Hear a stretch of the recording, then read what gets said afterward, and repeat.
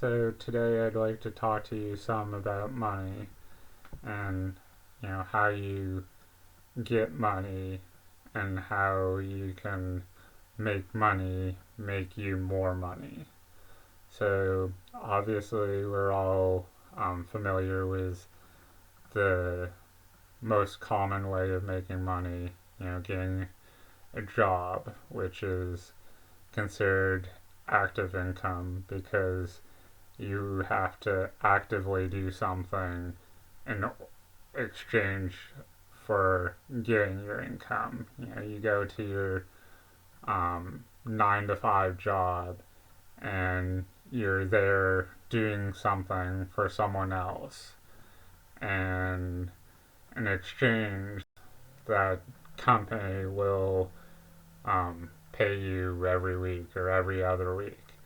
And we're usually conditioned to go get a job because it brings some sort of stability, you know, especially corporate jobs. So, if you go work for, um, Coca-Cola or McDonald's or Walmart or, some big bank like Bank of America. They're all corporations, so they're likely to offer some kind of benefits in addition to just, a steady paycheck. But um, a job in the form of active income is not the only way to make money. There's also passive income because your attention might not necessarily be required, or if it is, it's not as great as showing up to a job 40 hours a week. Um, so an example of that might be some sort of an investment. People talk about stocks and bonds, and um, bonds you're not going to get as much of a return on um, because it's not as much of a risk, but it's a guaranteed return. So you're going to, let's say you put in $500, you're going to get that $500 back guaranteed, plus whatever the percentage back is. It might be 0.5% or 1% or something. Uh, Stocks, there's a little bit more risk to, so if you put that same $500 in and you don't know what you're doing, you might not make $500 off, buying however many stocks. But if you know what you're doing and, the market doesn't tank, you could turn that $500 into $1,000 or more. You just have to do the research and pick the right companies, and there's a little bit of luck to it as far as like the market not crashing, or the company you're investing in not going bankrupt. But as far as a company going bankrupt, you would hopefully do enough research to know that's not going to happen, tomorrow or a week from now. Other forms of more passive income would be, say, getting a rental property, and if you have a property you're renting out to someone, that's not a full-time job in the sense you're not going there 40 hours a week and investing that time. Now, depending on whether it's a single family home or an apartment complex, like, depends on um, how much time you're going to need to invest in that. And, with a um, apartment complex, you could get a property manager, a company that would actively take care of maintenance or tenants' complaints. If you're only renting out, one or two single family houses, you might not make enough money off the rent to cover the expenses to be able to get a property manager. And then in that case, you might be dealing with disgruntled tenants because, the toilet broke or something else. But um, the amount of time you would be investing in taking care of tenants' needs more than likely isn't going to be a 40-hour work week. So that's something that you can invest in if you have the money to get a rental property. And then you could be at work, which is active income, 40 hours a week, and then maybe dealing with tenants a couple hours a week. And, the tenants will be paying you monthly on top of whatever your money you're making from your job.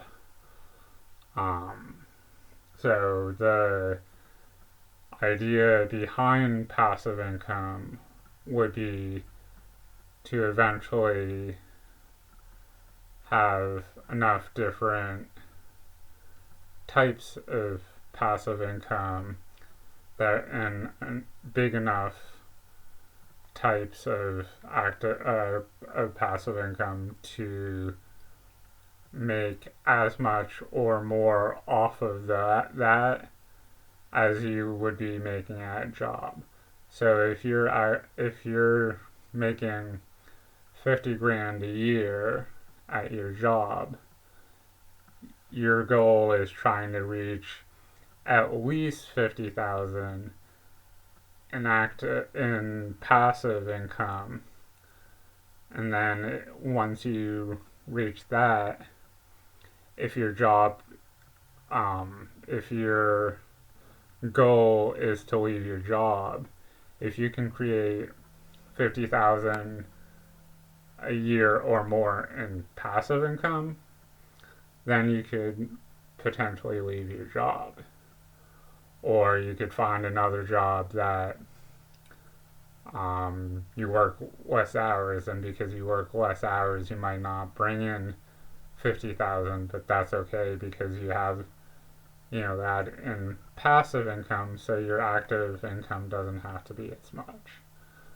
Um, Now, earlier when I started the video, I talked about trying to make your money earn more money. So, if you go real estate, you might end up getting a couple of rental properties, and then as your debt in, the sense of having a mortgage or a couple of mortgages on the rental property, as that goes down and your rent goes up,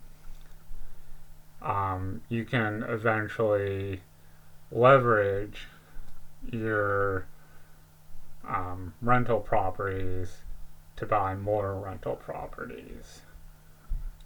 So how that would work is you could potentially refinance a rental property to buy another rental property, and then your original rental property is paying for itself in the terms of there's already tenants, and then once you get tenants in the new place, the tenants in the new place are covering the debt on the new place. So, it becomes a snowballing effect of, using debt to buy more debt to then have other people pay down your debt. And, 3 rental properties is going to bring in more income than 2 rental properties. So the more properties you have, the more money you have coming in. And the longer you have those rental properties, the less debt you owe on those rental properties. So the less debt you have on them, the further that rent goes. So if your mortgage on one of the rental properties is, say, $1,000 and you charge $1,200 rent, assuming no other expenses, you're making $200 profit from that rental. Now, let's say 5 years down the line, because of how much you paid off on the mortgage for that rental property, you might not owe $1,000 anymore for your mortgage. It might be $950. So then you might be charging more, but assuming you haven't increased the rent any, if you're still charging $1,200 and then the mortgage went down from $1,000 to $950, you just made an extra $50 in rent. Now, theoretically, you should be charging more because, inflation, and real estate's one of the things that appreciates over time most of the time. So, the value of your rental property, it might have cost $150,000, $200,000 when you bought it, but it might have gone up from $150,000 to $175,000. So because of appreciation, you might be able to make an extra $50 a month, $100 a month. So, there's always ways to look for opportunities, and not everyone has the money to get involved in real estate, so you have to look for ways to earn more money at your job and ways to create passive income on the side until you can make enough money to get a rental property. So hopefully you found some value in this, and I will keep coming back every so often to do talks about money. And obviously I've done some videos on financial related books, so I'll be getting back to those at some point. Have a good day.